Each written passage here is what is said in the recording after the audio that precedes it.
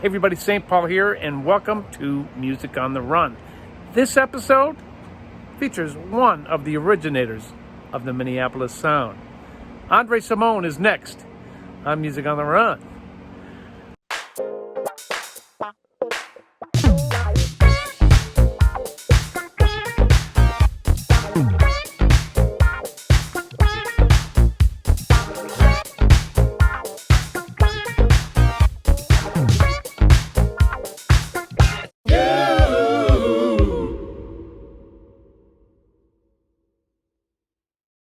Hey everybody, welcome to episode 21. I can't believe it. A Music on the Run, another interview from my basement.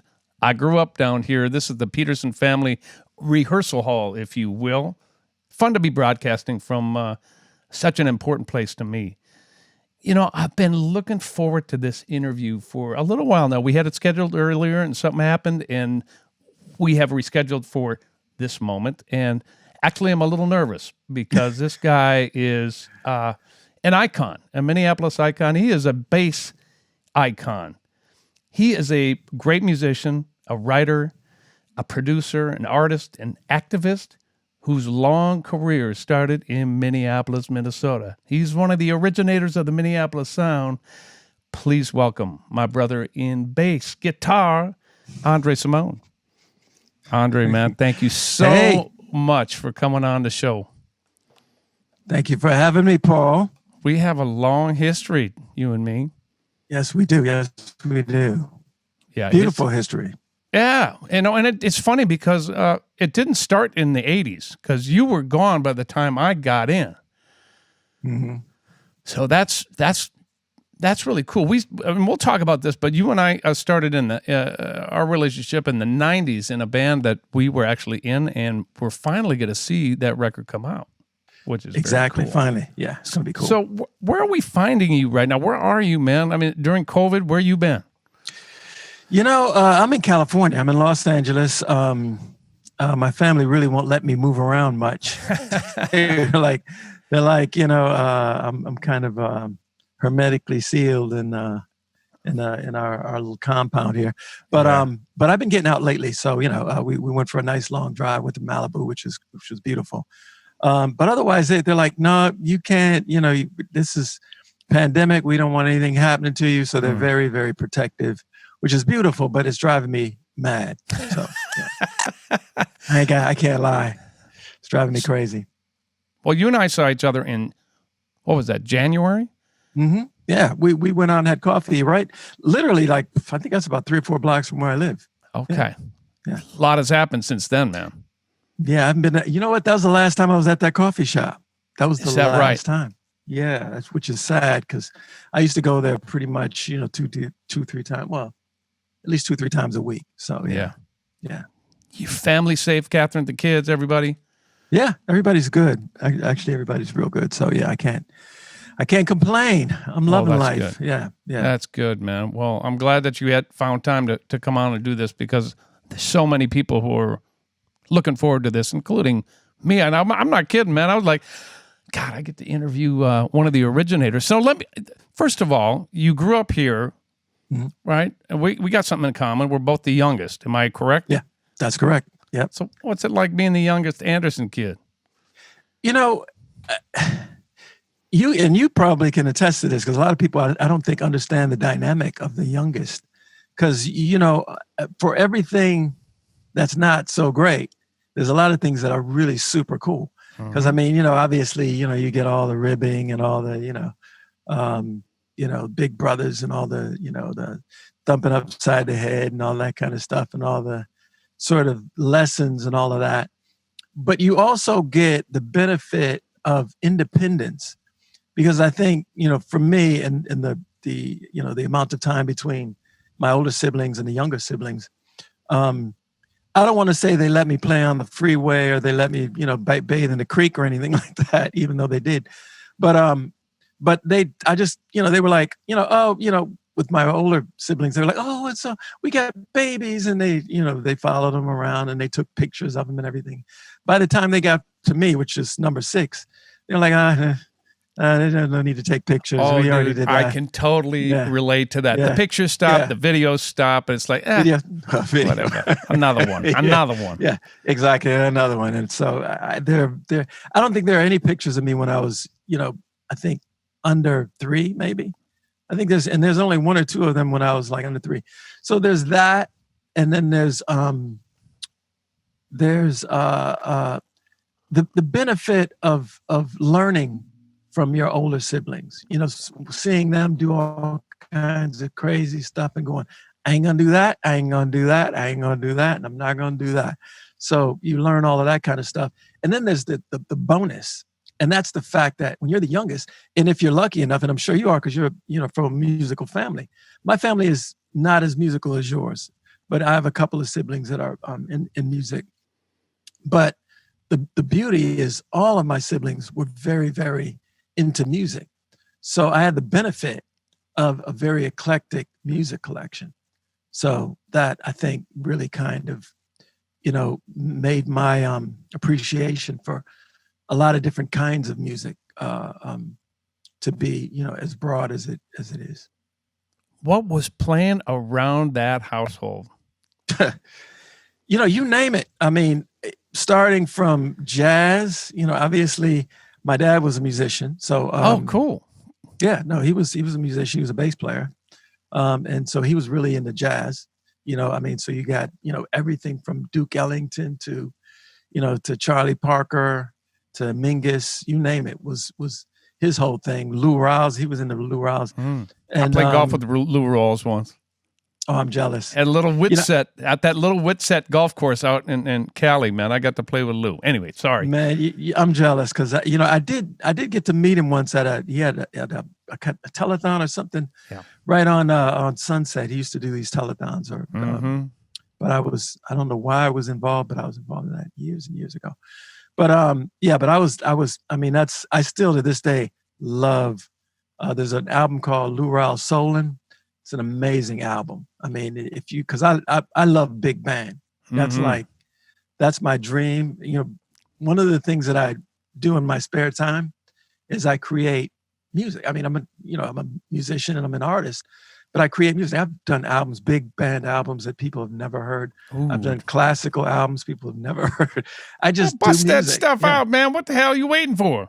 I know. Come on. Well, it's just, there's only so much time. There's only so much you can really get behind. And, and for me, I'm always creating and I'm always trying to create different styles and different sounds. And that's what I do. It's always been what I've done. So, but so what else? I mean, my mom was into pretty hardcore, blues. She listened to everybody from Rudy Ray Moore to Mom's Mabley, to Millie Jackson. So around our house, my mom was listening to some, Gut Bucket, down, Snatch and the Poo-Tangs. I don't know if you're familiar with them, but my mom was I will be when we're done with his interview. You should. Yeah. I mean, because that's to write this down. Hold on, scribe. No, that's the kind of stuff that was bumping in the Anderson crib. And then then obviously my sisters were into Motown and all of that, and then my brothers were into Funkadelic, and one of my other brothers was into Laura Nyro and the Beatles and and the Rolling Stones. And so again, like I said, I was lucky because I was the beneficiary of all of that music. And I was an absolute sponge. And I think for me, I wanted to know not just how, the music was created, but I wanted to understand everything about it. I literally couldn't understand how. I wanted to know how the music was coming out of the speakers.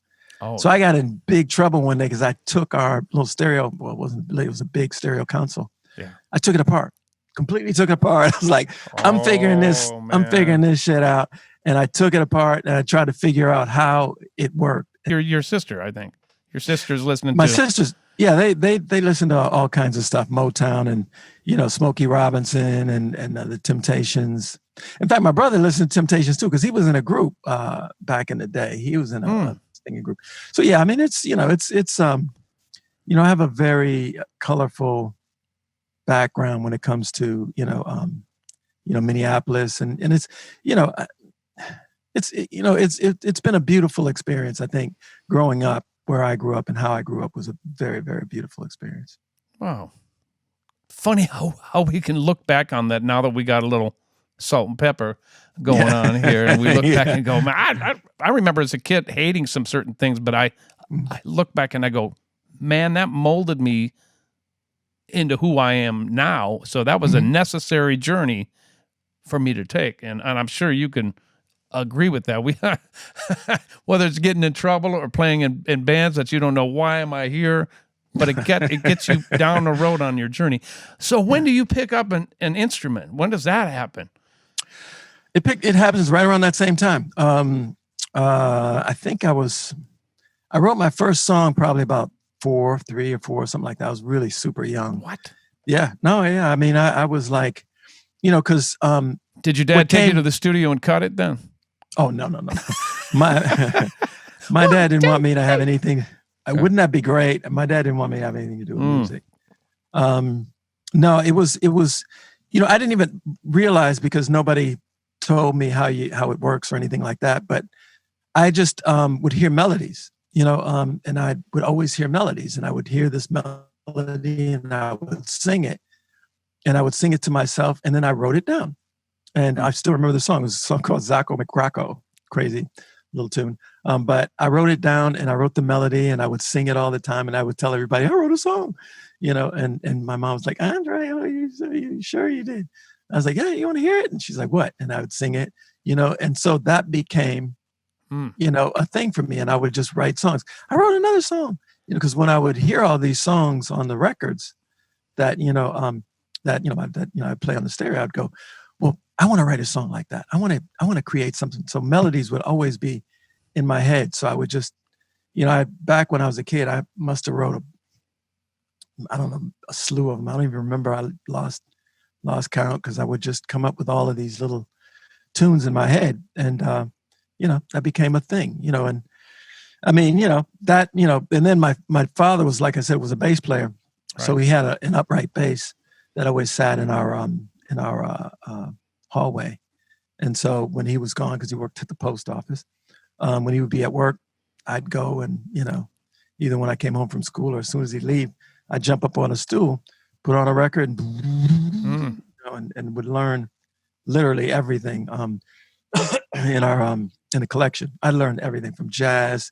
The Beatles stuff was like, to me, I thought that was cool. And James Brown, literally, I learned every James Brown record that we had, which was on the upright. On the upright. Even James Brown live, all that stuff on the upright, all of it. And so when it came time, and when it came time to be in a band, because I wasn't the bass player originally. What were you? Horn player. Yeah. What? Yeah, I played saxophone, trumpet, trombone, tuba. You gotta be kidding. See, now these are things I don't know about you, man. I know you a long time. I guess we never. Yeah. I guess I never asked. Yeah, no, I was literally our horn section. And so they were surprised when the bass player that we had wasn't cutting it, and I was like, he was playing something, and I was like, don't go like that. He said, what do you mean? Like you can? I was like, as a matter of fact, I was like, and they were like, everybody was like, what? I didn't know you could. I was like, I just, sometimes you think people, just like you thought you think you know things. You think people know more about you than they do, because, right. You just, yourself so well. You think that other people know you, but they don't. But, right. And so I was able to, pick up the bass and just play everything, because by that point, bass was, I had kind of had it figured it out. Who's that first band? What's the name of that first band? First band, well, we had a few different names, but it eventually became Grand Central. It did? Yeah. Oh, yeah. And that's where all this started, right? That's where it all started. Yep. That's where it all began. Did I read in an interview that your mom was your manager? Is that right? No. I read that somewhere. I'm gonna report Wikipedia then. No, Morris's mom was our manager. Morris's mom. Okay, I must have read that. Yeah, Morris's mom was our manager. My mom, you would think, was our manager because she got us a lot of gigs, and she was very instrumental in us playing some gigs that were sometimes questionable. Oh, is that right? Do tell. Yeah, but such as? Well, such as backyard barbecue parties. Oh yeah, yeah. I mean, those are back in fashion, by the way. That's the only gigs in town right now. They kind of are. Well, back then they were in fashion for a whole different series of reasons. but we'll talk about that later. Yeah, but now that's a whole different thing. But yeah, no, I mean, she would, she would just tell you what you're going to do, which is, it's kind of interesting when you think about it in retrospect. For everybody that becomes, famous and known for all around the world, and that my mom just is going to tell you you're going to do this gig at Fanny's house, and that's just the way that one's going. Fanny's having a book club meeting, and you guys are going to play. So make sure you're there by 2. Don't mess with bring all the stuff. We'll find a place for you to plug in. Perfect. That's the itinerary. That's perfect. So she was your booking agent. Okay, well, I'm not too far off. There you go. She was our booking agent. There you go. There we go. No, classic. So who was in? Okay, let's just talk briefly about the history of Grand Central, because really, that's the origination of the Minneapolis Sun. Am I wrong? No, you're right. You're very much right. The original, because I'm not going to go back to the original, because the original is a whole another set of circumstances. Okay. But what it broke down to is me, Prince, and his cousin Charles, my sister Linda, William Dowdy, and Terry Jackson, and then as we did a few gigs, and then we had a couple of issues with some of the band members, and so we had to make some changes. And I met Morris and got Morris had been trying to get into the band. He kept telling me that he was Morris a really Day, good drummer. so we're speaking of, right? Right, Morris Day. Okay. Yeah, he kept telling me he's a really good drummer, and he was so great. And I tried to explain to him we already got a drummer, even though we were having issues at the time. But I said, we got a drummer. He's like, well, I'm better than your drummer. I was like, oh, are you? He was like, oh, really? Yeah, you got to come hear me play. And he kept sweating me until finally, I wound up in, because Morris is a grade ahead of me. I think he's either a year or 2 years ahead of me. So when I left Lincoln and went to the Old North, Morris was already going there, and he had full access to me then. And so he was just sweating me like, dude, you got to come hear me. Yeah, you got to come hear me play. And so he trapped me in the hallway and finally got me to come to his crib. And I heard him play. And after I heard him play, I was like, okay, you're in. I got to get you to come and meet the rest of the guys, so he brought his drums over to, at the time we were rehearsing at Terry Jackson's down his basement. And I had him bring his drums down there, and had Prince come down and Linda and William, and had them jam.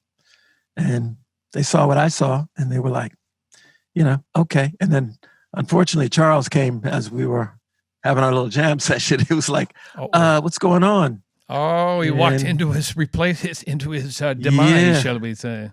Yeah, so that was how that one went. But yeah, but that was the band, and then it became, Grand Central, and it was, then it was me, Morris, Prince, my sister Linda, William Dowdy, and Terry Jackson for a while. So you really were right in the mix of that.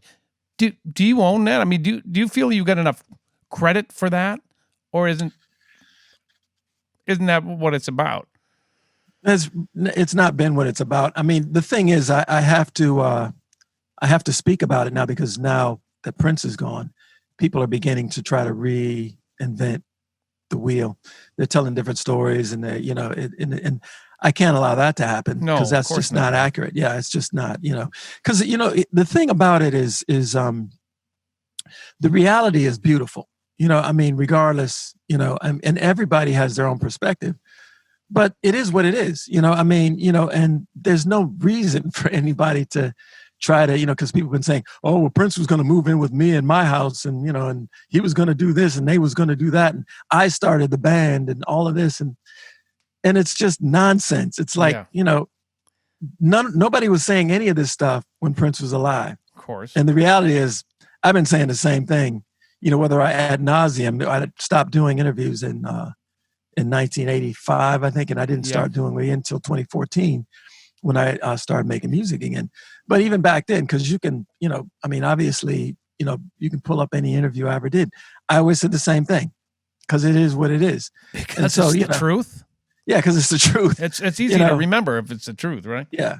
I mean, I got into a thing once I was doing, and it's actually really comical. I got into it, and I did an interview with a guy named Nate Morris in Detroit, and he had a dance show, and I was on there. My record company got me to go and promote one of the, I think when I was either doing Kelly's Eyes or one of those songs, but I went there to promote it. And as he was interviewing me, he was asking me about, how I started. And I said, I started, a band back in the day, and Prince was in it. He said, Prince? I said, yeah. Prince was in your band? I was like, yeah. And he said, oh, and he made a joke. He said, oh, Prince was in his band. I was like, yeah. He said, well, who else was in your band? I said, well, my sister was in my band, and Morris. I said, yeah, Morris Day? Morris Day. Oh, listen, he says Morris Day was in his band. So Morris Day was, I'm like, and now I'm insulted. Right, of course. Now I'm like, I'm like, and so, when you ask about, taking credit, it's like, it's not about credit, but it just is what it is. It's like, I brought Morris into our band, period. And if anybody who knows anything about Prince, especially back then, he was a very quiet individual. He wouldn't, you couldn't shake, rattle, or roll 8-9 words out of him if you didn't really know him well. And back then, obviously once you become, famous and you have, managers and bodyguards and all that, then you can be whatever you want. But back then there was no managers, there was no bodyguards. You're kids. Yeah. You're kids. And he was just a very, very, he was an introvert. He didn't talk to very many people. And he and I had a lot in common. But me, on the other hand, had a big mouth, and I was... Wait a minute, let me imagine that. Hold on. Okay, I got it. and so, I was very much, into let's do this, let's do that, we got to do it. So I was that guy. So we complimented each other, You brought him along for the ride because you were the instigator, it sounds like. Yeah, I wouldn't quite say I brought him along for the ride. That's a bit of a stretch, but I think we complimented each other in terms of me being more outgoing. No, I just simply meant that as a friendship thing. That's what we do for each other, though. Oh yeah, come on, man, let's go. I didn't mean it any other way. No. Oh yeah, no, absolutely. In that context, absolutely. And in some ways, literally brought him along for the ride. And when I say ride, it's like in more ways than one. Is that right? But yeah, I was just, I came from a different, I moved into a community that he was already involved in, established in, and I didn't know anybody. I literally was a stranger and in a strange land, when I first moved from where I came from into that community. And he was the first person that I really kind of got to know. And so, he kind of, showed me who was who. And it was interesting to get his breakdown and to get into his mind, because it was interesting to, because I never had that before, to see how somebody else dealt with other young people. I mean, my way of dealing with people back then was very, I'd have to say sort of Cro-Magnon. It's like if somebody said something to me, you hit them, with a blunt object, and he would try to break it down where, no, you don't want to hit him. He's got cousins and he's got about 18 brothers and sisters, and you're going to have to hit them too. Get the lay of the land from him, huh?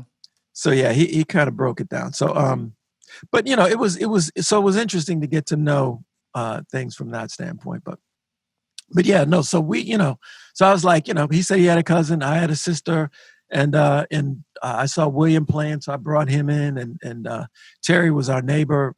He was literally lived next door to me, so and he just wanted to be in the band, and so yeah, that's how Grand Central got kind of cobbled together. Then, well, let's fast forward a few years because we could stay on this subject for 3 hours, but I want to talk about you and some other things here. But you were obviously in Prince's band. You were the bass player until what year? Till 81. 81. Okay. You left. Yeah. Why'd you leave? For a number of reasons, but mostly because, I had said that, because I never wanted to be in somebody's band. I just never, I wanted to be in a band. Sure. In fact, I thought my dream was to be in like the dopest band on the planet. That's what I would always tell people, even before I met Prince. Anybody who'd listen to me, I was like, I'm gonna be in a band. It's gonna be the baddest band. We're gonna take down the Jackson 5, and I would brag and all this kind of stuff. So I always wanted to be in a band, and so Grand Central became that band to a certain extent. But as things happen, Prince wound up getting a record deal. Right. And then he asked me if I would, if I would be in his band. And first I said no. And then he said, well, what if we do like a Brothers Johnson kind of thing?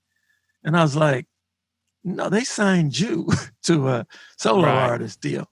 I said, so it wouldn't make sense for me to be, and he said, but you got to be in it. I said, look, I'll tell you what, I'll be in it. You're doing a 3-album deal. So for 3 albums, I'm there. I'm behind you. I got your back, you know, and so that was basically it. And so after the 3rd album, which was Dirty Mind, that was my exit. That was it. And so, yeah. And it was, I got to tell you, it was a blast. For the most part, it was absolutely a blast. You left on your terms. Then you left and then you did your own thing. Yeah. Yeah. No, yeah. I left on, I left on, well, yeah. Well, I left on my terms because I just was like, for one thing, that's when I said I was going to leave. And for another thing, there was issues with, credit and songs and all that kind of stuff. And I was like, you know what, at this point, maybe it's just time for me, to move on. So things got a little funny and it was time to sort of realize your own thing. Yeah, I get it. Things got a little funny. It was time to go. And yeah. Well, I respect you for that, man, because, look, you guys grew up together and it wasn't exactly what you bargained for. You told them that from the get-go. And then it was time to go. And then you went out and got your own record deal. Is that how those events unfolded? Pretty much. I mean, I wound up, because obviously when I left, I had no money, $0. Right. So I was, and I just had a newborn daughter. Oh, wow. So yeah, so it was rough. And so I was like, but I luckily supported my family. My brother bought me a 4-track, and I cut a demo, and I literally called, I looked and was kind of eeny, miny, mo. I was like, what labels? And I thought, well, Columbia sounds good. So I called him up and I said, listen, I'm Andre Cymone. I think I want to get a record deal with you guys. So, what do I have to do? And I literally, I kid you not, that's what I did. You called from the Yellow Pages and called him on the phone? Called him on the phone, said, I'm Andre Cymone and I should have a record deal with you guys. I looked at Warner Brothers and I thought about this and blah, blah, blah. And they were like, are you really Andre Cymone? Andre Cymone from, I said, yeah. And, they said, well, I'll tell you what, send us a demo tape and, we'll see, we'll work it out from there. I said, okay. So I cut the demo tape, sent it to them. And they was like, okay, well, do you have representation? I said, no. And I said, you know what? I said, yeah. So I called Owen. I said, Owen, listen, I got this thing worked out with Columbia. If you got, and so the rest is history. Owen, I had connections and, he solidified the situation and got me an attorney and the rest is history. Was that a fun period of time for you creating those records? Did you enjoy that? Do you look back on that? Or was that because it ain't. People think that once you get the record deal, you've made it. That's it, but that ain't the case, as you and I both know. Yeah, it's interesting. It's funny. Nobody's ever asked me a question like that before. I mean, I've been asked a lot of questions. Yeah, I know. Never that. Was it, I mean, in some ways it was fun, and in some ways it was it was a kind of a bit of a lonely process, which was interesting because I was Prince and I had always done everything from since we were in 7th grade together. We wrote songs together, we recorded songs together, our first demos and all that kind of stuff, and we kind of went back and forth with developing our writing skills and all that kind of stuff. So when I got a record deal, and I think it was $250,000 or something like that, and they were like, and I'm from the projects, and like $250,000 is like, that's a lot of money. I ain't never had to anybody. I ain't never smelt any kind of money like that in my life. So I'm like, so my attitude was like, well, I can do whatever I want. And as an artist, I wanted to create something that nobody had, ever done. And, it would have been easy for me to sort of replicate what was out at the time. Because I guess that's what I think that's what they expected me to do, which is understandable in retrospect. But yep. I just want to be an artist, and I looked at things from a very, very different perspective. And so, and I was very aware, as we talked earlier, I mean, I'm from a very musical background. Mm-hmm. And so I was aware of all the different music that was out there. I could have, I played horns, I played everything. I mean, I played drums. I played drums better than I played bass. What? So I played, oh yeah. Good to know, by the way. Yeah, no, I mean, I only, stopped playing drums when Morris got in the band because Morris was so bad on drums. Yeah. I was like, well, there ain't no need for me. Cause at that point, cause we used to have, drum offs and who thought they could play best. Sure. And I was like, couldn't nobody hold a candle as far as I was concerned. Right. May not have been absolutely the case, but you couldn't have told me that I wasn't the baddest drummer in the band at that point. I love that kind of confidence, man. I'm the baddest in the land. No, I mean that was the environment that we were in because I had a drum set down in our basement, and because my cousin was a drummer. He was a drummer in local bands and in Maurice McInnes's band and Midwest Express and bands that were really making noise around the city. So I had, and he left a little drum set for me and my sister to play. So, but anyway, so yeah, I just, it just became, I could have created whatever kind of music I wanted. Yep. And I just decided I wanted to be artistic and I wanted to do something that hadn't been done. So I did, the Living in a New Wave album, which, if you really think about it, I wasn't trying to write a hit. And I was just trying to create something absolutely new. Yeah. And so it was like, I think the timing is like 6/8 or something crazy like that. It's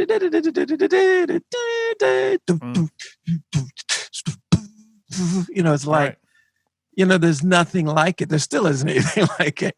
Right.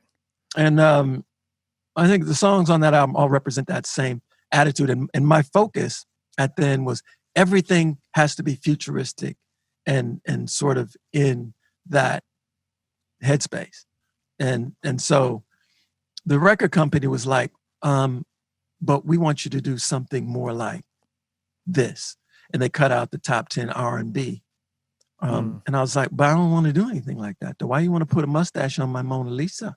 And so I was like, I was adamant about not wanting to do anything that they wanted me to do. And then I wanted to do rock and roll. Right. Because then I wanted, and so finally we wound up going back and forth. And I just wanted off and they wouldn't let me off. And so, and I literally went to to New York to the president's office and stood on the table. And because I heard that the best way to get off a label is if you go stand on the table and you yell at the president of the company. So I went and stood on the table and I yelled at the president of the company and they, said, well, that was good. You've got the lungs, but you're still signed to a contract. Oh. So I was like, all right, well, you know what? I'm not making any more records. So I stopped. And then so then I got broke again. And I was like, okay, well, Right. I got to make some money. So maybe I met Jody and I thought, you know what? You know, she's got an amazing voice. Let me just work with her. I wrote some songs for her and she liked them. And we fooled around and got, you know, a string of hits. And then she won a Grammy Award for Best New Artist. Yeah. And then, you know, I mean, yeah, I wrote a bunch of, you know, there became your production career. Yeah. Well, I started, the production, I think, began with, well, actually began with Sue-Ann, but then, but Evelyn Champagne King, I did a song for her, which was, I think it was called Face to Face, which was the name of her album. Okay. And I did half, and Leon Silvers did the other half. And there's a song. Man, that's good company. Yeah, it was very cool. I cut it at Sunset Sound, which is interesting because there was a song on her album called Let's Get Crazy. No. Yeah, that you know, that before the other one? Before the other similarly. It was before it, but it was at Sunset Sound, and I think he somehow thought that, you know, and so I'm literally driving down Highway 100, you know, right near 50th and French, you know, near that Denny's. Yep. This purple BMW, you know, comes honking, you know, and pulls me over. So we pull over to the side of the freeway, and he's like, I just want you to know, I didn't steal your song. I didn't steal the title. Mine's called Let's Go Crazy, not Let's Get Crazy. I'm like, I had no idea what he was talking about. I said, good seeing you. You know, I don't know what you're talking about, but cool. And then later I heard Let's Go Crazy. And I was like, now I see what he's talking about. Oh, yeah, man. Now I get it. Yeah, because, you know, it was actually classic because we were in the studio and Owen was in the studio. Mm-hmm. And I'll never forget this and it was the first time Owen had seen Prince in a long time. Because, you know, they had split and, you know. Yep, I do know. And, yeah. And Owen, I think Owen at the time was still managing me. I think. I'm not positive. You know, it seems like it would make sense because that's the only reason why it would be at the studio. But I was working on Evelyn Champagne King's album. And we were in the studio and then Prince came in. And maybe he came in when we were doing Let's Get Crazy. I don't know. Yeah. But he came in and he saw Owen, and Owen looked, and the energy was just weird. And oddly enough, Owen's chair just flipped up, and Owen fell. And Prince was like, and he walked out of the studio. It was just the weirdest thing. And I was like, Sunset Sound. There was a few things at Sunset Sound that was kind of interesting that happened. I have to Ghosts. say. Yeah, it had some very interesting things. Yeah, because I mean, they had, you know, I don't know if you knew this, but they had the masters of Hendrix and a bunch of different folks back then. Because one of the engineers actually played one of Hendrix's masters and soloed. I think it was like Voodoo Child or something like that, and soloed stuff. And I was like, I mean, blew me away. Yeah. Because it's to hear that stuff soloed is just amazing. Anyway. Yeah. Oh, there you go. The Sunset Sound was a great place, man. I loved playing ball there and recording there. Yeah. A couple other people that you worked with, Adam Ant. So that actually, because of your first record, that wasn't too far of a stretch for you. No. Adam was that was by far one of my favorite projects to do because, first of all, Adam is extremely talented. Yeah. He's extremely smart, you know, on every level. He's just got instincts that just, you know, blew me away. But, you know, but yeah, it was, we had the same manager. Oh. And my manager asked me if I was interested in doing something with Adam Ant. And I was like, yeah. And so, you know, we sat down at, I don't know if you know, Hugo's. Yeah, of course. A restaurant. Yeah. Yep. We sat down at Hugo's and had lunch. And I swear that the time that I was sitting there, we were just talking because he's got, Andre, listen, we've got to do this. We've got to and the music has got to be, And by the time he got through, I had all the songs rolling around in my head. Manners and Physique, just musically, and Room at the Top. Well, actually, Room at the Top came later, but we did a song called Bruce Lee, which is we had so much fun. I mean, there were songs that aren't on the actual album, like Bruce Lee, which I mean is an amazing, amazing, amazing song. We did a cover of Let It Whip, I think the Daz Band or something like that. Right. We just had a blast, and the recording the album was just a blast. I mean, just comical, because it's like, I mean, him and Marco, his guitar player, were hilarious. I mean, they kept me laughing, and that, and the engineer, the guy whose studio we were working at, was a guy named Frank Santacola, and his father, Henry Santacola, was called Old Henry's, and his father was Frank Santacola, who managed Frank Sinatra. Oh. So it was just fun, and Hank was he was an interesting guy, because he was he wanted to be, he wanted to be involved, because he and I got along really, really well, and we hit it off. And so he wanted to be, every time I'd bring a project in, he would want to be sort of involved. And Adam was very much kind of not wanting anybody to really be in his space. Yeah. So it was an interesting dynamic, so yeah. You left the music business for a minute, didn't you? Not really. I mean, I left, as I guess, a working artist, because I think I was blackballed or something.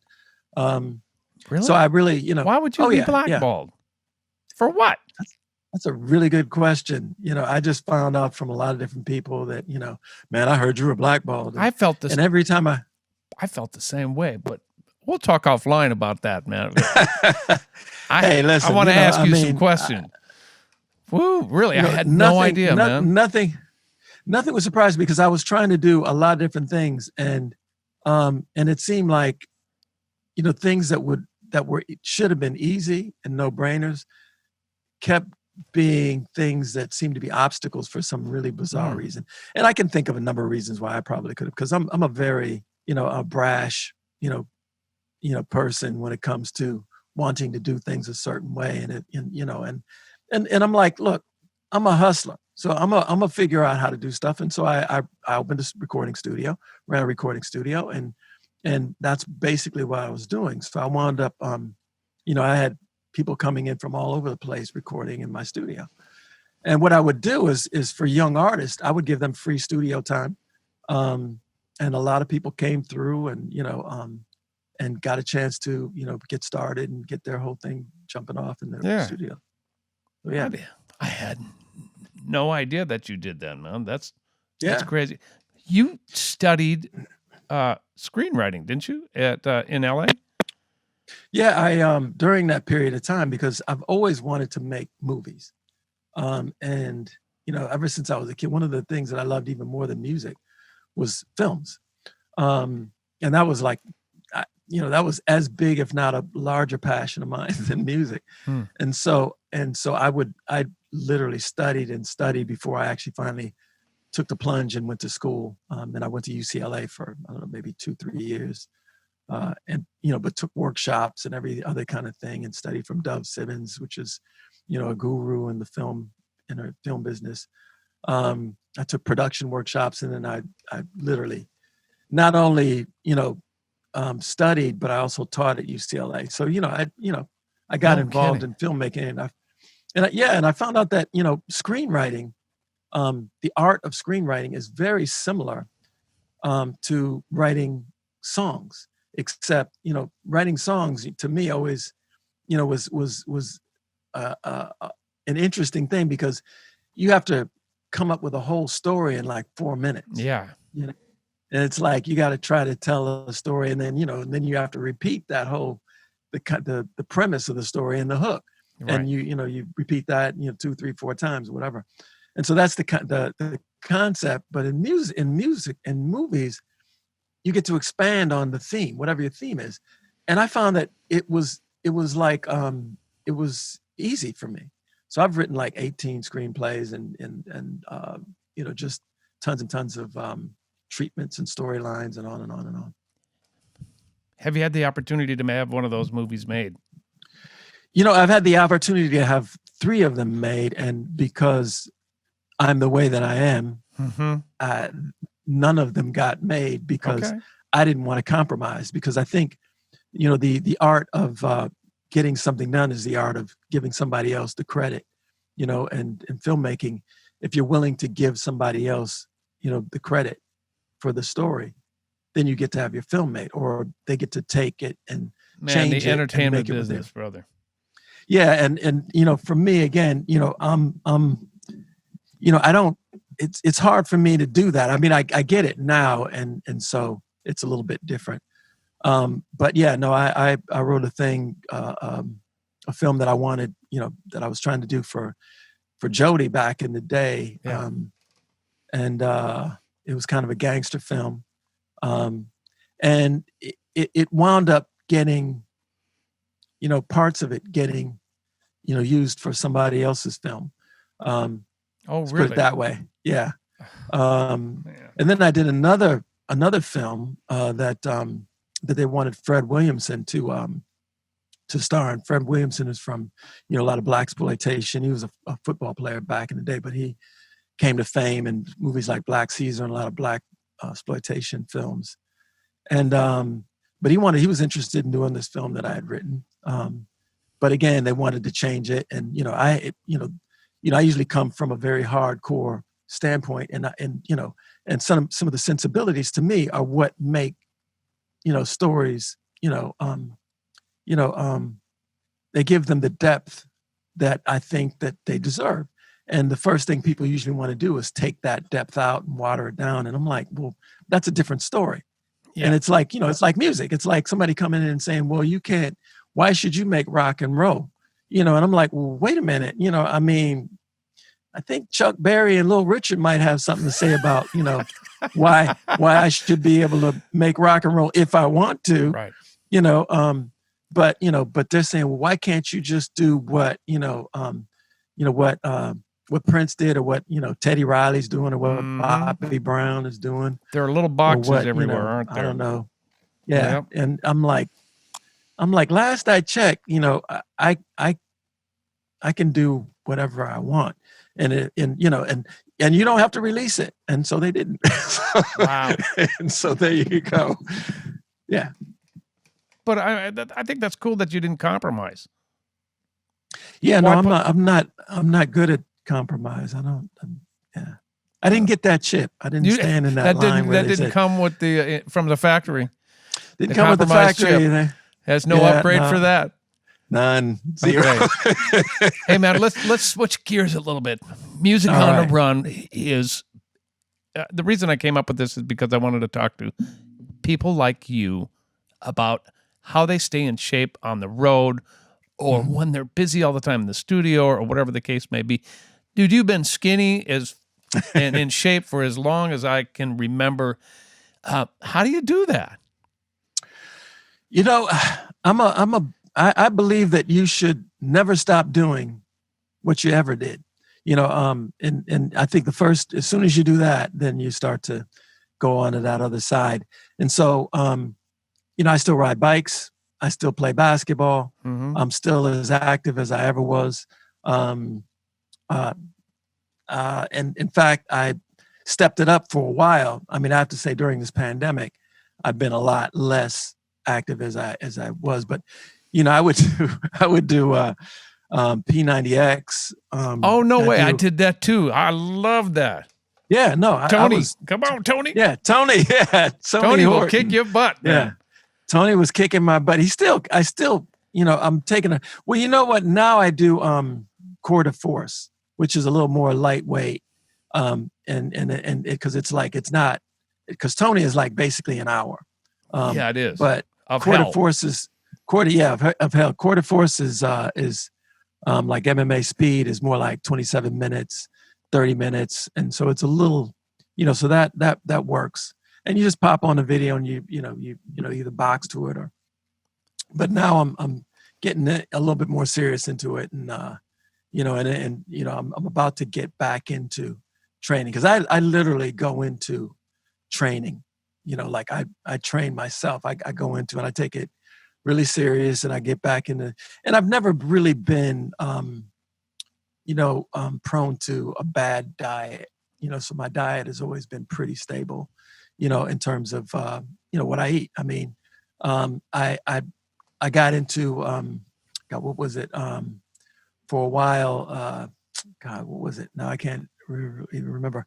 God, it was there was a diet guru for a while that I got Atkins? into. Atkins, thank you. I did that one. I got into, yeah, all meat all the time, ladies and gentlemen. Atkins. Yeah, no bread, all meat, and you could have basically. So, I mean, I still, once I got into that, but then I studied what the concept was. And so I was able to manage sort of the concept of what the Atkins diet was all about. And so, so I've just sort of lived in that sort of realm, and that keeps me pretty fit. Does working out, do you think that helps your creativity?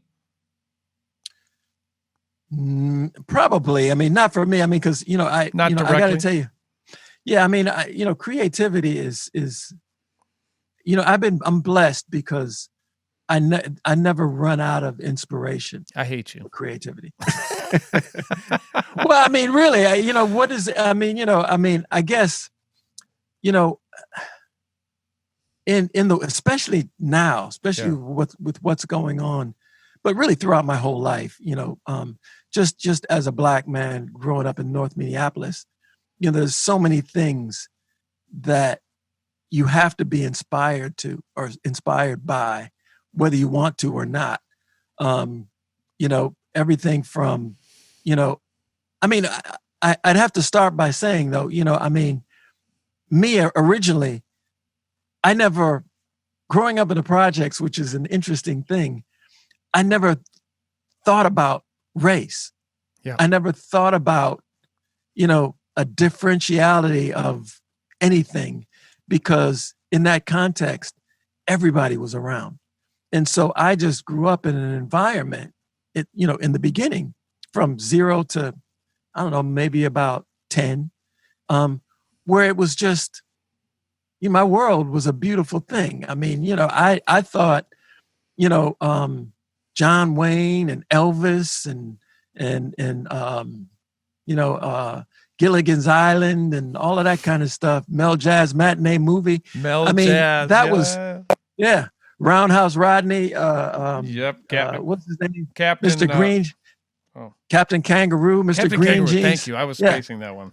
I mean, I was like, all of that stuff was my world. And then I didn't realize that anything was amiss, until Kennedy was assassinated, and then Martin Luther King was assassinated, and then riots began to happen. And then, and then my family members were affected. And then I started to go, oh, wait, there's this other reality.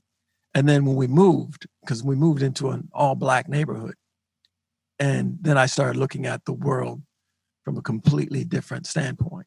And so then inspiration started to become drawn from, different channels, some not so, some dark channels, some different, you started to realize that, the world was not the way my parents allowed me to exist and to look at it from, they really, I think, went out of their way to try to just, give us a very sort of, positive perspective.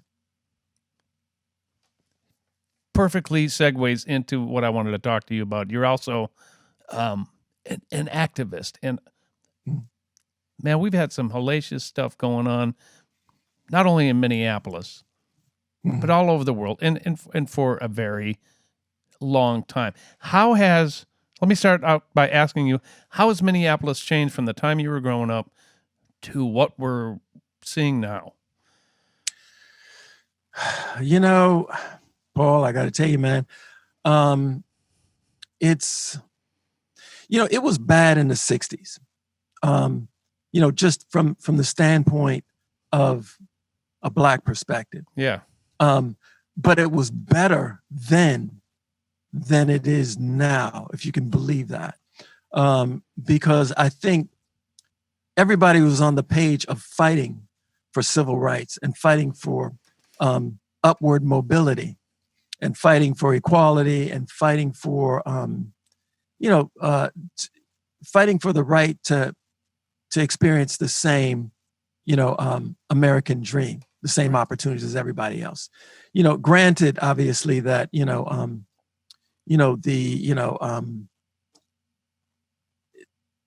the cultural control had a 400-year head start, Yeah. and so, from that standpoint, we were trying to, assimilate, catch up, whatever you want to call it. Right. So, but Minneapolis changing, I think,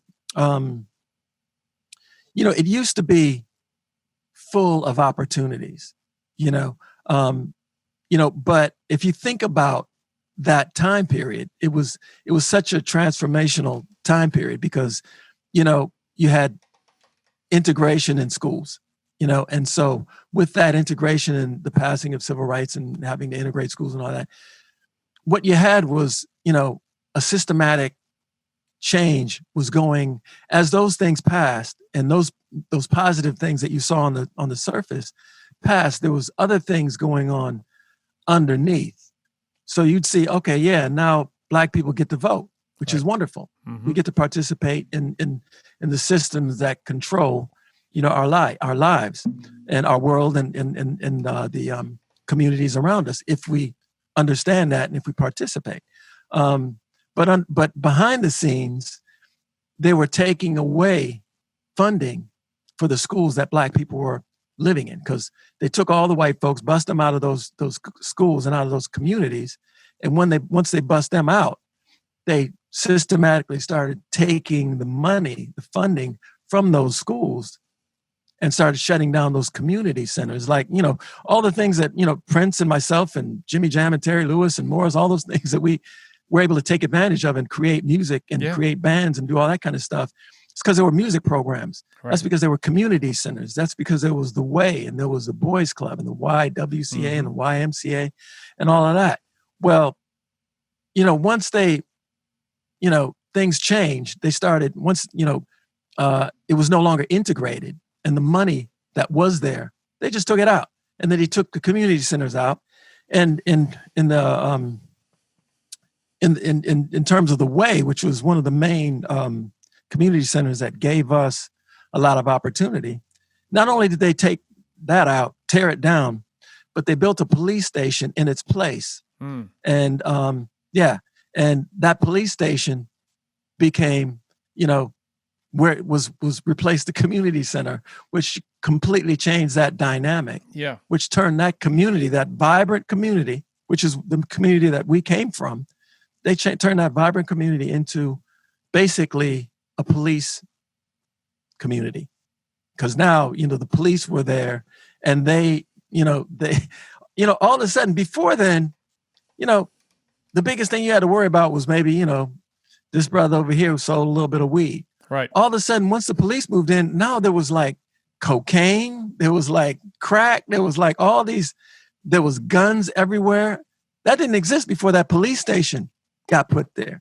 So, I mean, I'm not a conspiracy theorist, but all I know is that dynamic changed. And then, where the McDonald's used to be, where everybody used to hang out, across the street from there, they built a funeral home.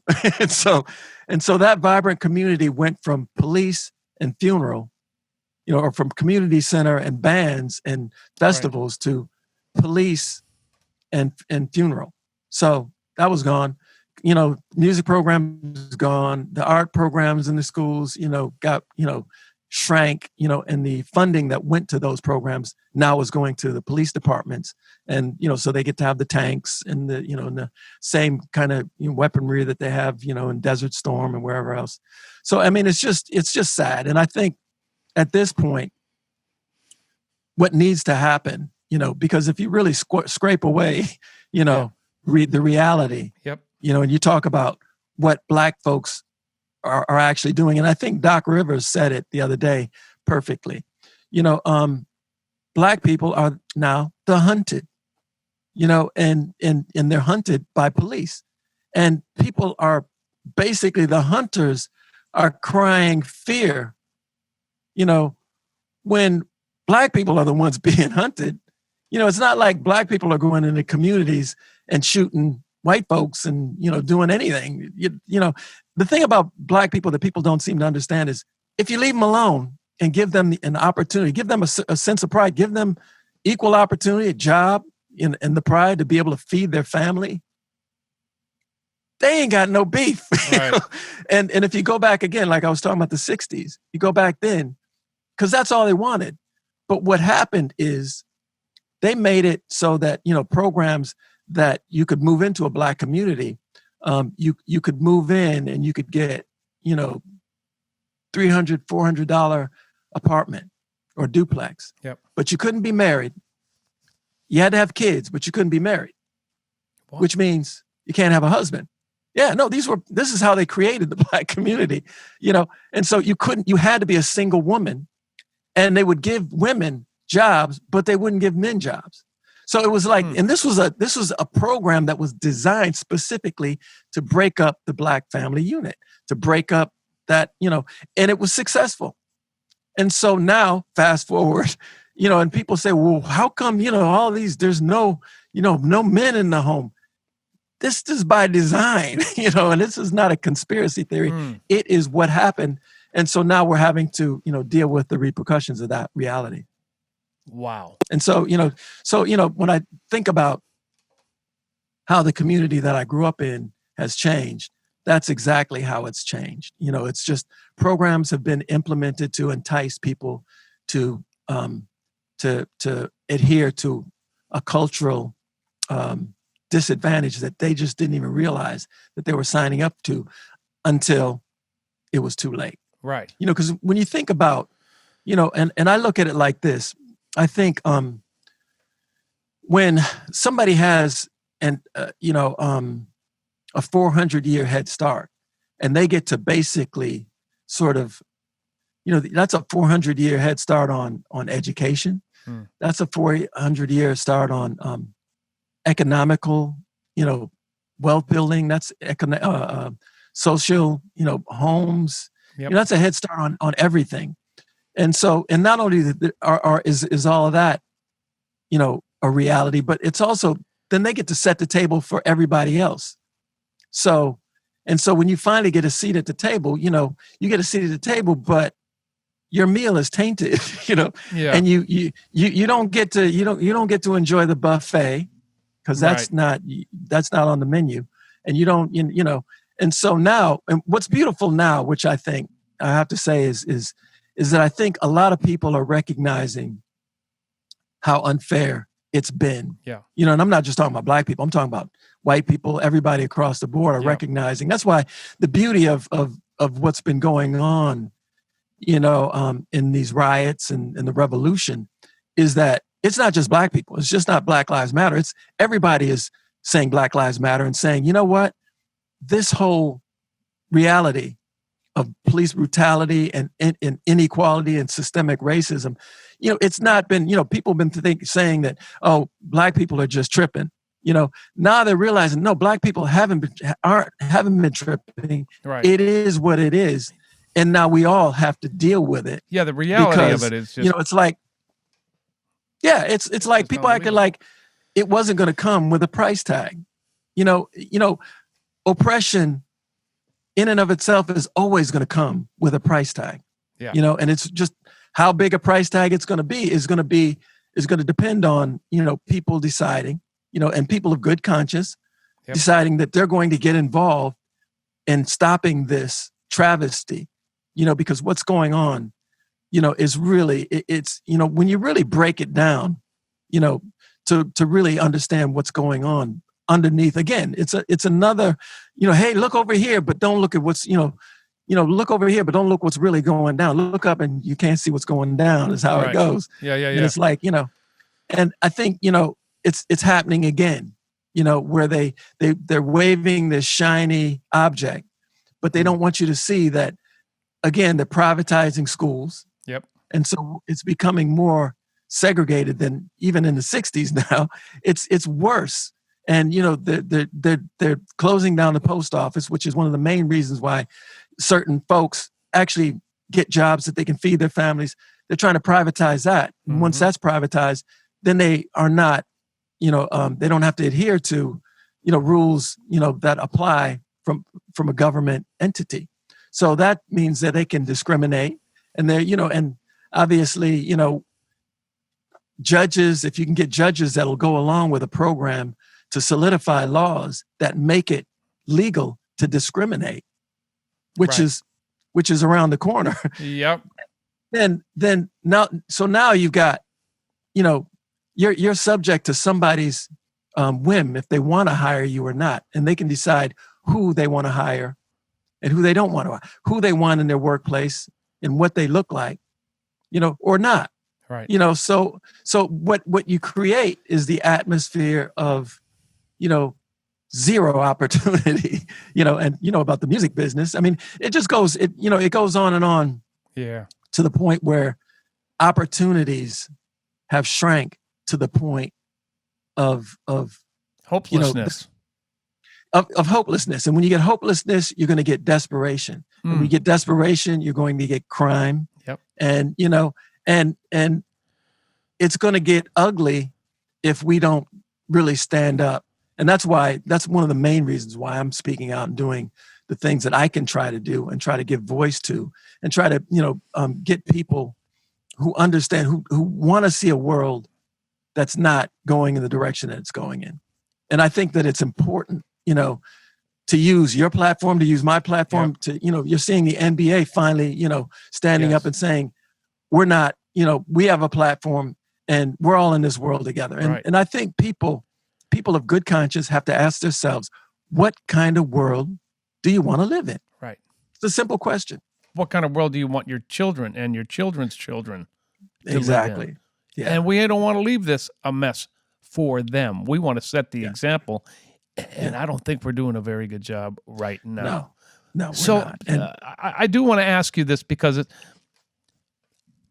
it's difficult, and we got to have these difficult conversations because that's how we grow and that's how we get through this. But in your opinion, how can white people be better advocates for the Black community or people of color? Which I don't love that term, but how can we be better advocates?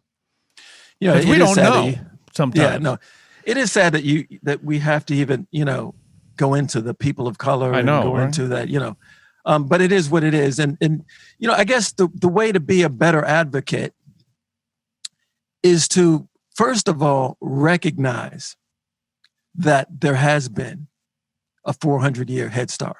And to recognize what, other cultures, in my particular case, what Black culture has had to endure through history. Now, I mean, it's ugly. It is. It's, slavery. I don't like to get into to history and slavery and all that kind of stuff.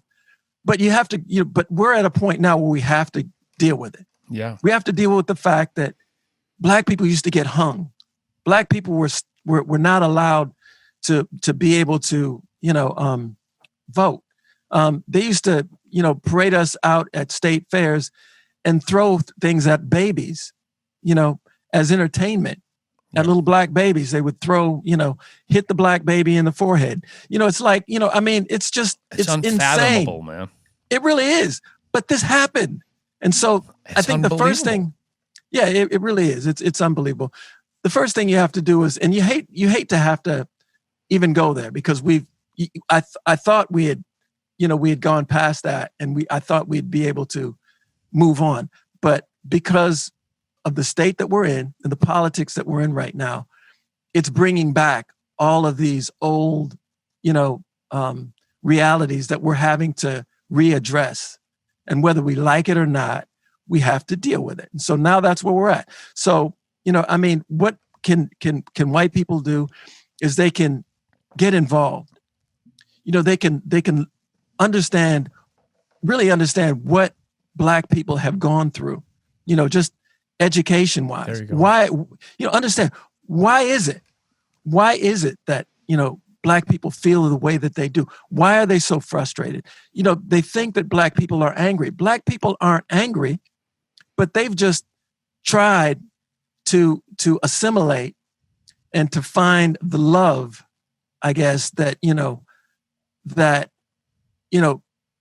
they thought that they could get if they assimilated and did all the right things. And you do all the right things, and still you don't get a seat at the table. Right. If you do get a seat at the table, like I said, you can sit at the table, but you can't go over there at the buffet. You can't go to the bar. You got a different menu. You got a different menu, exactly, and your menu is tainted. So right. So I mean, not funny. I think if you look at it, but the thing is, if you look at it from that standpoint, then you start to understand what the plight of a Black man is and why they're coming from the place that they're coming from. And once you understand something, then you know what you need to do. Then it's up to you whether you're a person of good conscience, good faith, right, and who you believe in as your guiding force is going to guide you to do the right thing. Right. Because I think part of that is the problem is that people think people always say Black people tear up their own community when they riot and all that other kind of stuff, and how could they do that? And but again, when you step back and you think about it from a Black perspective, the Black community is only the community that you were forced to live into because there was a redlining and all right, the other kind of stuff. Right. And so there's never anything new in a Black community. There's never anything built for you. It's like hand-me-downs. A hand-me-down building here is what you get to put this in. A hand-me-down building there is what you get to put that in. Everything is like second-class citizen, and you're lucky if you had, maybe something built for you in your community. Lucky. So that's what you're working from. Nothing is ever for you. It's something given to you. And when you step back and you think, wait a second, Black people contribute on every level. Right. They pay taxes. You got, some of the most highest paid athletes on the planet, that are given, money in the communities all over the place, and not to mention, Blacks contributing to our life, air conditioners invented by Blacks, right, heart surgery invented by Blacks, rock and roll, jazz, blues, yep. I mean, funk, you name it, the banjo, peanut butter, lawnmower, it's like, I mean, what more, right, can you ask a culture to contribute, especially a culture that was brought, here against their will and had to assimilate and came and made it a contribution. So, I mean, what white folks can do is just understand the plight of Black folks and say, you know what, we can no longer stand, and that's what brave people do. They say, you know what, because people that aren't afraid to compete, because it should be about the content of your character, not the color of your skin. It should be about the content of somebody's character. Yeah. And so, you a bad motherfucker, right, on every instrument, period. You either are or you ain't. Yeah, and I think I'm a bad motherfucker on every. And guess what? We exist. Yes. You've been in a band, I'm in a band. You make music, I make music. Right. And we've been in a band together. And so, if we could be an example of how people coexist without threat. I'm not threatened by you, and I'm sure you're not threatened by me. Right. Who gives this shit? Right. I mean, in fact, I come and if I'm anywhere you're playing, I'm coming to your gig. And if I'm anywhere playing, I hope yeah. Yes. And so but that's what it should be on a microcosmic level. That's what it should be about. I think that the musical community, in my opinion, has done an exceptional job of what you just described. If we could somehow show that to the world and they picked up on how we've always acted naturally, it would be incredible. Of course, that I've made my living off of Black music. I know that. Mm-hmm. You know that. I respect that like crazy. My entire family has. I mean, we genuinely love Black music, the culture, everything, because we feel it so deeply, and it's just we're passionate about it. So, but it's an unsaid thing, and maybe it's got to become a said thing. I've never explained that before, you know, and it's maybe time to explain things like that, the respect level, and giving credit where credit is due. Yeah. You know? That's one of the things that I always respected about the Beatles and the Rolling Stones. Right. Because they always gave credit to the people that they sure did. Yeah. I mean, yeah, and still do. You know, I mean, and that means a lot. You know, it really does. And, you know, obviously they're from London, they're from England. Yep. You know, but they give credit to where credit is due. Right. And I think it's important. But you know, again, you know, when you use us, you, me, Prince, anybody from Minneapolis as sort of an example, it's like, you know, you were involved in a group Prince put together. Yeah. You know, which is a beautiful thing. You know, Prince got his record deal from Owen Husney. White guy, Jewish. Yep. You know, that's how, you know, you can say that he would have made it with or what, but that's not the point. That's not the story either. That's not the story either. Owen did what he had to do. That's why I always give Owen a lot of credit because, you know, I mean, Owens is the one who put us on, and as far as that's concerned, right? You know, and it's up to us to do whatever music we do and take it wherever we take it. But again, you know, if you use that as an example, that's people coming from different places, different experiences, different backgrounds, coming for a common goal, and that's helping each other out. You know, yeah, you get compensated. Yeah, you get money. Yeah, you know, whatever. But the bottom line is, at the end of the day, you get to live your dream. Yeah. I get to live my dream. Yep. Everybody gets to realize their American dream, whatever it is. Yeah. And that's what it should be all about. Of course. Yeah. That's way too logical. All right, I'm going to switch. By the way, I just want to say thank you for sharing your perspective and always using your art to educate. I mean, just go look at Andre's catalog. He's got so many different songs about what's going on the streets and what's happening in people's lives and in the news. We don't have time to talk about it now. I want to switch gears, though, but please go check his stuff out. We have some fan questions for you real quick. Mm-hmm. Miles Matisse says, when is your Return to Funk record coming out? You know, Miles, I am done with it. Oddly enough, I'm finished. I was going to release it over the summer. I wanted to release it on my birthday, June 27th, but the pandemic happened, and you know, and because it's such a, you know, I wanted to get away from all the heaviness that I had been into, you know, with Black Man America and Black Lives Matter and all the stuff that was on that last album. I wanted to get into I went back to my roots, you know, on this funk thing, because I've never done a funk album for myself. You know, I did the experimental stuff, space, you know, new wave and all that kind of stuff. But I did it for other people, but I never did it for myself. So this is the first time that I was doing a funk album for myself. Right. And it's funky, but it's not, you know, it's about, you know, just everyday subject matter. It's not about anything heavy. Right. And because we're in the climate we're in, it just seems like it's not quite appropriate to release it right now, because, you know, I'm in the midst of writing some heavy stuff even now. You know, there's a couple of things that I'm doing, and I want to try to pull some folks together, you know, from our musical community, and see if I can do a thing with everybody all together, because I think we should make a statement, you know, with what's going on in Minneapolis. I think we should make a statement just as a collective, you know, musical, force, because everybody's, you know, just like we're having this here, this podcast and talking, it's like, you know, it's a conversation we need to have, but we need to have it musically.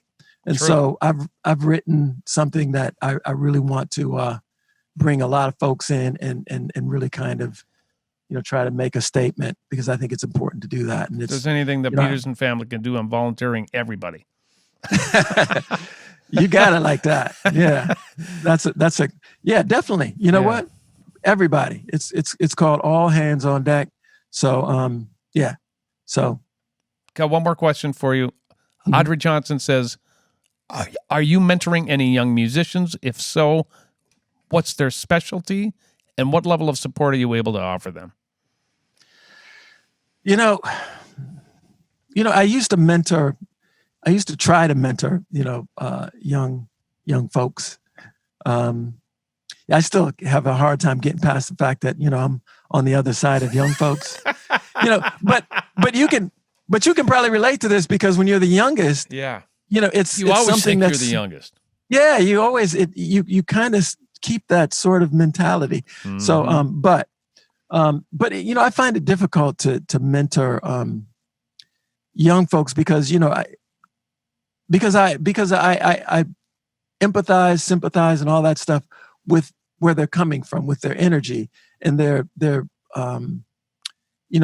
need to want to do things a certain kind of way. And then they get caught up on that whole, this way is how you did it in your day and my day. And, and the reality is it's not a my day, your day thing. It's either right or wrong, and so it's hard for me to get caught up in that because it's not it's like, I came up with a concept a long time ago called strip. You take away everything, what's important, and so based on that concept, nothing, everything is man-made, so it's like, there is no, this whole trying to create this, my day, your day thing. No, it's just a state of mind, it's just whatever your state of mind is. If you can get into a state of mind of, what this teenager might be into, or what this older person might be into, that's a state of mind. Yeah. And so anyway, so it's hard sometimes to wrestle with that conversation with younger folks that, and I try to go there and I try to get them to understand, but sometimes they want to do what they want to do. And I'm the biggest advocate for do what you want to do. Yeah. But if you're coming to me, I'm going to say you should probably do this, this, this, and this if you want to get that. Right. And I'm only speaking because I've been down that road. I've been involved in a lot of successful situations, and I've seen how people do the right thing, and I've seen how people do the wrong thing. Right. And so now I get it. It's not rocket science. It's really kind of, pretty simple. We were in a band together called the Mighty Soulmates, and actually back in the mid '90s, and we never put the record out. And the record is actually, do you even know if it's released yet? I'm a little in the dark on this one. Yeah, no, it's supposed to be released. I'm not, actually I'm a little bit in the dark as well. I know it's supposed to be released. I think either Mick or Gardner sent me the release date. But there's been so much stuff going on. We got that to look forward to, man. I mean, I look back at that time so fun. It was such a great period of time, man. And hanging with you and getting to know you and making music with you. And it was really, wait till you see the cover art, man. My long blonde hair down to here. Remember that? Yeah, no. And it was cool because, I was so laid back, way more laid back than I normally am. But, that was at a point, we did that at a point where I was happy to take a back seat because I was like, I was coming off of all kind of hit records and to be in a group where I didn't have to, be in charge of everything. Yeah. I could just be like, that was beautiful for me. I'm like, hey, and to let Mick or you or Gardner just sort of, run what y'all was doing. Was it Ball of Confusion? Yeah. Oh man, that was a blast. That was so cool. Tidy a Rocket was a blast. Yeah. So that's Mick Murphy from The System. Gardner Cole, who was signed to Warner Brothers and wrote a lot of hit records for Madonna, you and me. Yeah. And that's coming up. So what's next for you? I'm going to wrap it up. I just want to find out what's next for you and where can people find out information about you? Well, what's next is tomorrow. I'm not sure when this is airing, but airs September 8th. So you already did it. Oh, awesome. Okay. Well, you were great, by the way. But tell us about it, though. The State Fair, which is coming up. Let's see. Really, what I'm doing right now is I'm gonna release a succession of songs just, random, because I think that, I want to put statements out into the world about what's going on. And so I'm going to do that. And I'm going to try to accompany those with really dynamic visuals. But I'm also working on, I don't know if you're aware, but I do for the last, I think 3 or 4 voting cycles, I've done a song called Vote to get out the vote. Yep. And so I'm gonna try to put together a even larger, push for that this time, and really try to get folks out to get involved in the voting process. So, I'm working on the song, working on the music, and I'm going to work on the visuals and really kind of get that out. So that's what I'm working on right now. So you're on social media. Mm-hmm. Do you have a website or anything that we can put up there for them? Okay. Andre Cymone .bandcamp.com. That's one. Okay. And then Andre Cymone .com is where the website is, and and some of I'm in the process of consolidating all my presence, my web presence, my social media presence, so that it's easier to access, and you know that it's all coming from me. Because the thing is, you find a lot of people just decide, they're gonna do some sort of an offshoot. So I got a lot of people with a lot of stuff, so I'm trying to shut all of those, shut those down, and just make it so that people can, it's easier to access the things that I'm getting involved in. Because and I like that T-shirt you got on, man. I don't know. Yeah, right. Yeah, that's right. Marcus Miller. He was missing in that thing we did. That I know that webinar we did. I just watched another one today that had so many people that were talking about the evolution of the 5 and 6 string bass. So Jimmy Haslip was on there, Anthony Jackson, Ron Carter was in there, of course, Victor Wooten and Steve Bailey. Yeah. There must have been 25 bass players in it that I watched right before we started doing our taping. But it was amazing to do that webinar for Berkeley with you. And I'm glad you said yes, man. Thank you for doing that. Yeah, no, and thanks for inviting me. That was really cool. Andre, man, I got to tell you, it is such an honor to have you on the show. Thank you for saying yes. And it's good to reconnect with you, man. And we got to do more of this. And we got to do more. Hopefully play some music in this century together. That's what we're going to do. No, that's what we got to do. We got to get together and get some music out there. I'd love to do that. Andre Cymone, everybody, thank you so much for joining us. That's it, man. That's episode 21 of Music on the Run with Andre Cymone. Woo! We'll see you in a couple of weeks. Thanks a lot. Music on the Run was hosted by yours truly, St. Paul Peterson. Edited and produced by my buddy Davide Raso. Video editing by Ivan Sebastianov. And a very special thanks to the people who financially support this podcast. And remember, give credit where credit is due.